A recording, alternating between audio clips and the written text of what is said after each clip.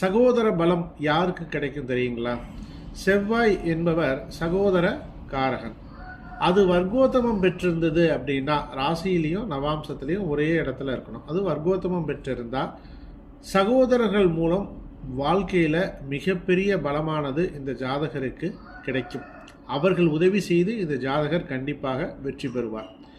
தேவைப்படுகின்ற நேரத்தில் சகோதரர்கள் உதவி செய்வார்கள், துணையாக நிற்பார்கள் அப்படின்னு சொல்லலாம். அதே மாதிரி இன்னொரு விதி சொல்கிறேன். 3ஆம் அதிபதி 11ஆம் பாவத்தோட தொடர்பில் இருந்தது அப்படின்னா வாழ்க்கையில் முன்னேறுவதற்கு சகோதரர்கள் கண்டிப்பாக உதவி செய்வார்கள். சகோதரர்கள் மூலம் லாபம் அப்படிங்கிறது கிடைக்கும். தொழில், பணம், கம்யூனிகேஷன் இது எல்லாமே பல வாய்ப்புகளை சகோதரர்கள் உருவாக்கி கொடுப்பார்கள்.